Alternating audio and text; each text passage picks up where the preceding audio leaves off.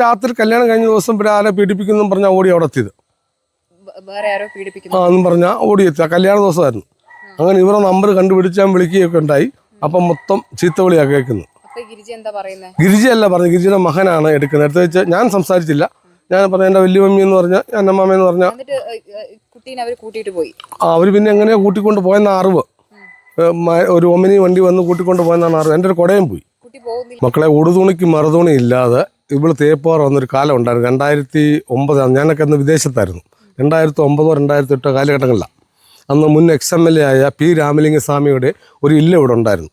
ആ ഇല്ലത്തിൽ, അതായത് അദ്ദേഹത്തിൻ്റെ മകൻ പരശുരാം, ഭാര്യ സുനന്ദാക്കെന്ന അക്കെന്നെ വിളിക്കുന്നത്. ഇവിടെ ആകെ 10-75 വീട്ടുകാരെ ഉള്ളായിരുന്നു തേപ്പാറ. തേപ്പാറ എന്ന് പറഞ്ഞാൽ കൊടുമണ്ണ, ഏനാദിമംഗലം, ഏഴംകുളം ചേരുന്ന ഒരു ഗ്രാമപഞ്ചായത്താണ്. അടൂർ താലൂക്കാണെങ്കിലും അത്ര സൗഹൃദമായിട്ട് ഇവിടെ ജാതിയില്ല, മതമില്ല. ജാതിയൊക്കെ അറിയുന്നത് ഞാൻ സോഷ്യൽ മീഡിയയിലൂടെ. ഇവിടെ അതൊന്നും ഇല്ലായിരുന്നു. അത് ആ P. രാമലിംഗസ്വാമിയുടെ മകനാണ്. ഞാൻ ചെന്ന് പറഞ്ഞു, അണ്ണ ഇതുപോലെ, ഞാൻ അയ്യ എന്നാണ് വിളിക്കുന്നത്. തമിഴിൽ അയ്യ എന്ന് പറഞ്ഞാൽ സാറെന്ന. കാരണം അത്രമേൽ പാരമ്പര്യമുള്ളൊരു കുടുംബം അത്. അയ്യ ആണ്, ഇവർക്ക് എന്തെങ്കിലും സഹായം ചെയ്തു കൊടുക്കാമെന്ന് പറഞ്ഞു. 2-3 10 15 30 പേരെങ്ങാണ്ട് ഉണ്ടായിരുന്നു. അന്ന് ഞാൻ ഇവർക്ക് വാടകയ്ക്ക് സെറ്റാക്കി കൊടുത്തു.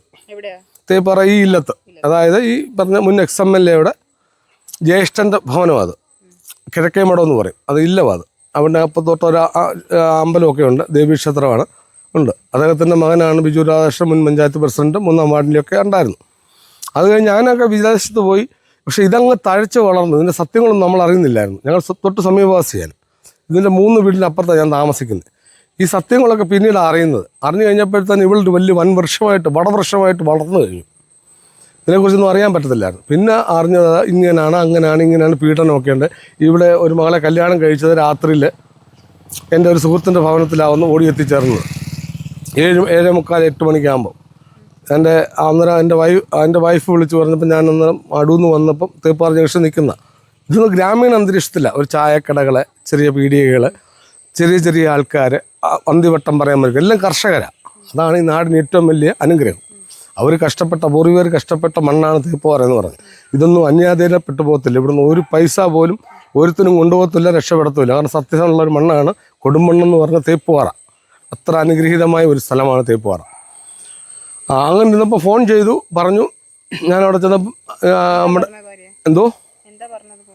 ഫോൺ ചെയ്തപ്പോൾ പറഞ്ഞു, ഇതൊരു പെൺകുട്ടി മഞ്ഞച്ചരട് കെട്ടി കല്യാണം കഴിച്ച് ഓടി വന്നിട്ടുണ്ടെന്ന് പറഞ്ഞു. എൻ്റെ വീട്ടിലേക്ക് ഓടി വന്നിട്ടുണ്ട് എന്ന് പറഞ്ഞു. അങ്ങനെ ഞാൻ അവിടുന്ന്, കാരണം സ്ത്രീ അല്ലയോ പെൺകുട്ടി അല്ലയോ പറഞ്ഞ് അന്നമ്മ എന്ന് പറഞ്ഞ എൻ്റെ മമ്മിയാണ്, എൻ്റെ ഒരു വളർത്തമ്മ അമ്മമ്മ. അവിടെ വിളിച്ചപ്പോൾ അമ്മമ്മയെ കൊണ്ട് ഫോൺ കൊടുത്തപ്പോൾ ഇവിടെ ഭയങ്കര പൂരപ്പാട്ട് നടന്നുകൊണ്ടിരിക്കുക കല്യാണം രാത്രിയിൽ. അങ്ങനെ ജീവൻ രക്ഷാർത്ഥം അവൾ ഓടി അവിടെ എത്തിയതാണ്. ഈ അനാഥാലയത്തിൽ നിന്നാണ് ഓടി വന്നത്. എന്തിനാ ഓടി വന്നതെന്ന് വെച്ച് കഴിഞ്ഞാൽ ആ രാത്രിയിലെ പാർട്ടി നടന്നുകൊണ്ടിരിക്കുക. ഇവിടെ കാടും മലയും കടന്നു വേണം എൻ്റെ ഭവനത്തിലൂടെ അങ്ങോട്ട് വരാനൊക്കെ ഉണ്ട്. അവിടെ വന്നപ്പോഴാണ് എൻ്റെ വൈഫ് എന്നെ വിളിക്കുന്നത്. അവിടെ വന്നു. അമ്മമ്മയെ വിളിച്ചപ്പോൾ അമ്മമ്മ പറഞ്ഞു, മോനെ ഞാൻ സംസാരിച്ചോളാം എന്ന് പറഞ്ഞു. അമ്മമ്മയുടെ കൊടുത്ത് മമ്മിയെ സംസാരിക്കാൻ പറഞ്ഞു. വിളിച്ചപ്പോൾ വിളഞ്ഞപ്പോഴത്തെ തെറിയ വിളിക്കും, കേരളത്തിൽ എത്ര അമ്പലം ഉണ്ടാ, ഏതൊക്കെ അമ്പലത്തിൽ നിന്നാണ് വിളിക്കുന്നത് എന്നൊക്കെ പറഞ്ഞ് ഭയങ്കര ബഹളമായിരുന്നു. അങ്ങനെ അവൾ പിന്നെ അടൂരൊക്കെ പോയതൊക്കെ ഞങ്ങൾ പിന്നെ ഇവിടെ അന്തേവാസി തന്നെയാണ്. അനാമിക എന്ന് പറഞ്ഞ പെൺകുട്ടി. അവൾ +1 അങ്ങാടിക്കൽ SNBHS പഠിച്ചുകൊണ്ടിരിക്കുക. അവിടുത്തെ ഡീറ്റെയിൽ എടുക്കാൻ കിട്ടും. മകന്റെ ഭാര്യയാണ് ഈ പറയുന്നത്. അതാ 7ാം മാസത്തെ പ്രസവിച്ചെന്ന് പറയുമ്പോൾ കേസൊക്കെ നടക്കുന്നു. ഓടിയെത്തിയത് എന്തിനോടിയെന്ന് പറഞ്ഞാൽ രാത്രി കല്യാണം കഴിഞ്ഞ ദിവസം പിന്നെ ആരെ പീഡിപ്പിക്കുന്നു പറഞ്ഞാൽ ഓടി അവിടെ എത്തിയത്. എന്നും പറഞ്ഞാൽ ഓടിയെത്തി. കല്യാണ ദിവസമായിരുന്നു. അങ്ങനെ ഇവരുടെ നമ്പർ കണ്ടുപിടിച്ചാൽ വിളിക്കുകയൊക്കെ ഉണ്ടായി. അപ്പം മൊത്തം ചീത്തവിളിയാണ് കേൾക്കുന്നത്. ഗിരിജയല്ല പറഞ്ഞു, ഗിരിജയുടെ മകനാണ് എടുക്കുന്നത്. എടുത്ത് വെച്ച് ഞാൻ സംസാരിച്ചില്ല. ഞാൻ പറഞ്ഞ എൻ്റെ വലിയ മമ്മി എന്ന് പറഞ്ഞാൽ എൻ്റെ അമ്മ എന്ന് പറഞ്ഞാൽ അവർ പിന്നെ എങ്ങനെയാ കൂട്ടിക്കൊണ്ട് പോയെന്ന അറിവ്. ഒരു ഒമിനി വണ്ടി വന്ന് കൂട്ടിക്കൊണ്ട് പോയെന്നാണ് അറിവ്. എൻ്റെ ഒരു കുടയും പോയി. പോകുന്നില്ലെന്ന് പറഞ്ഞാൽ കുട്ടി പേടിച്ചു പോയി. പിന്നെന്താ സംഭവിച്ചത് നമുക്കറിയത്തില്ല. പിന്നെ വേറെ നമ്മുടെ ചന്ദ്രീച്ചയുടെ മോൾ അർച്ചന വന്നപ്പോൾ ഞാൻ പറഞ്ഞു, മോളെ എടി പിന്നെ പറഞ്ഞു, അച്ഛാ ഞങ്ങളത് ഇടപെടത്തില്ല, ഞങ്ങളെ ഒഴിവാക്കാമെന്ന് പറഞ്ഞ് അവൾ പറഞ്ഞു. പിന്നെ എങ്ങനെയാണ് കൂട്ടിക്കൊണ്ട് പോയെന്ന് അറിയത്തില്ല. കാരണം ഭയമാണ് ഇവിടെ അത്ര ഗുണ്ടയാണ് ഇവിടെ. അവളെ ഭയമാണ്. ഇനി ഞങ്ങൾക്കൊന്നും ഭയമൊന്നുമില്ല. സ്ഥലങ്ങളൊക്കെ ചോദിച്ചിട്ടുണ്ട് ഇവള്. ഇവിടെ ഈ സ്ഥലങ്ങൾ മൊത്തം വിലക്ക് മേടിക്കാനെ കൊണ്ട് നോക്കി 1 കോടി രൂപ അവൾ പറഞ്ഞേക്കുവാ. മറ്റേത് 20 സെന്റ് സ്ഥലവും ഒരു വീടിന്. ഇവിടെ വേറെ ആളുകൾക്കും ഇങ്ങനെ പീഡനങ്ങൾ ഉണ്ടായതായിട്ട് മക്കളെ പീഡനങ്ങൾ മാത്രമേ ഉള്ളൂ ഇവിടെ. രാത്രിയാണ് എൻ്റെ ബന്ധുക്കാരെ ഇവിടെ താമസിക്കുന്നത്. രാത്രി വിളിച്ചു നോക്കലും വിളിച്ചതും എല്ലാം കേൾക്കുന്നുണ്ട്. രാത്രി വന്നതെല്ലാം വൻ വാഹനങ്ങളാണ്. BMW, ലാൻഡ് ക്രൂസർ, ഓടി, ഇതൊക്കെ രാത്രി 11 മണിക്ക് ശേഷം ഈ വീട്ടിൽ വന്ന് പോകുന്നത്. ഗിരിജ എന്ന് പറഞ്ഞു കഴിഞ്ഞാൽ ഗിരിജയുടെ കഴിഞ്ഞ ദിവസം കല്യാണം കഴിഞ്ഞ് എത്താത്ര കല്യാണം അവർക്ക് മാത്രമേ അറിയത്തുള്ളൂ, നമുക്കൊന്നും അറിയത്തില്ല. ചേട്ടൻ പറഞ്ഞല്ലോ ചേട്ടനെ അത് സമീപിച്ചിരുന്നു എന്നുള്ളത്. ആ സമയത്ത് എന്തായിരുന്നു അവര് പറഞ്ഞിട്ടുണ്ടായിരുന്നത്? ഒരു ഇത് നടത്താൻ വേണ്ടി ഒരു സ്ഥലം വേണമെന്നായിരുന്നു. സ്ഥലം വേണമെന്നായിരുന്നു. ഞാൻ പറഞ്ഞു ഉടുതുണിക്ക് മറുതുണി ഇല്ലാതെ വന്നത് പി രാമലിംഗസ്വാമി XMLA ഭവനമാണ് കൊടുത്തത്. അവിടെ നിന്നാണ് പിന്നെ ഇവിടെ അജി എന്ന് പറയുന്നതും വേറെ സാബു എന്ന് പറഞ്ഞൊരു സുഹൃത്തൂരാണ് നമ്മുടെ തമ്പാച്ചൻ്റെ. നമ്മുടെ എല്ലാം ഞാൻ പറഞ്ഞില്ല, ഇതെല്ലാം നമ്മുടെ സഹോദര ദേശമായത്. അവിടുന്ന് അവർക്ക് വസ്തു കൊടുത്തു. ഗിരിജ എന്ന് പറഞ്ഞാൽ ലോകത്തിലെ ഏറ്റവും വലിയ ഫ്രോഡാന്നൊക്കെ കഴിഞ്ഞ ഈ 2 വർഷം കൊണ്ട് നമ്മൾ അറിയുന്നത്.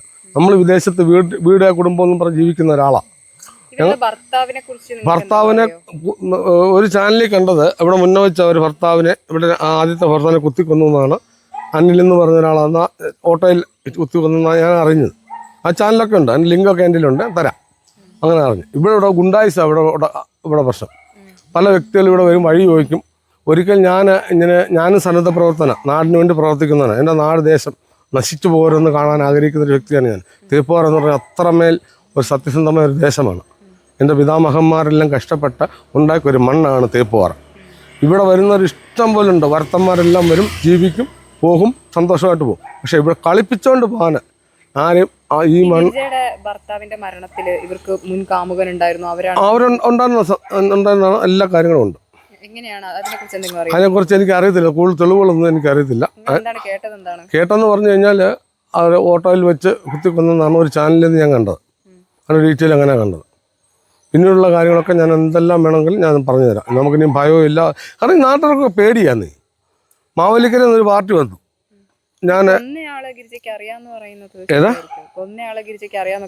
അതൊക്കെ അറിയാം, അവർക്കറിയാമല്ലോ. പിന്നെ അറിയാതില്ലെങ്കിൽ സംഭവിച്ചല്ലോ. ഞാൻ ഒരു 2011 2010 ലീവിന് വന്നപ്പോഴേ എൻ്റെ ഒരു സുഹൃത്ത് അവിടുന്ന് വിളിച്ചു പറഞ്ഞാൽ നമുക്കൊരു അന്നദാനം നടത്തണമെന്ന് പറഞ്ഞു.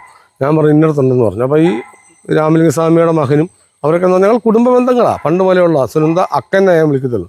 അക്കയെ വിളിച്ച് പറഞ്ഞു, അക്കയെ പറഞ്ഞു അന്ന് അവിടെ കൊണ്ട് കൊടുക്കാൻ പറഞ്ഞു. അവിടെ ചെറുപ്പം ടേബിളിൻ്റെ പുറത്ത് എൻ്റെ മക്കളെ കിലോ കണക്കിന് കാഷ്യൂ, പീനട്ട്, പിന്നെ എന്താ പറയുന്നത് ഈ ചോക്ലേറ്റ്, പിന്നെ നമ്മളെ മറ്റെന്താ പറയുന്നത് ഈ എന്താ ഓരോ സാധനങ്ങൾ അവിടെ ഇരിക്കുക, കിലോ കണക്കിനിരിക്കുക. ഇതെല്ലാം ഓരോരുത്തർ കൊണ്ട് ഗൾഫിൽ നിന്ന് കഷ്ടപ്പെട്ട് മണലാരണ്യത്തിൽ കിടന്ന് മല്ലടിച്ച് കൊണ്ടുവരുന്ന സാധനങ്ങളായി കൊണ്ടുവച്ചേക്കുന്നത്. ഇതൊന്നും ഇവർക്ക് കൊടുക്കത്തില്ല. ഇതെല്ലാം ഇവളാണ് കഴിക്കുന്നത്. എന്നിട്ട് ഇവള് കുറുന്താളിച്ചിങ്ങനെ നടക്കുക. റോഡിൽ വന്ന് വെച്ച് ആരാ ഭീഷണിപ്പെടുത്തുന്ന പറഞ്ഞ് ചീത്ത വിളിക്കുക. ഇതാണ് പരിപാടി. ഇതിനി നാട്ടിൽ നടക്കത്തില്ല. എൻ്റെ നാടെന്ന് പറഞ്ഞാൽ സത്യസന്ധമായ നാടാണ് തേപ്പുപാറ ദേശം. ഒരു മനുഷ്യർക്കും ഞങ്ങൾ വിട്ടുകൊടുക്കത്തില്ല. ഓക്കെ.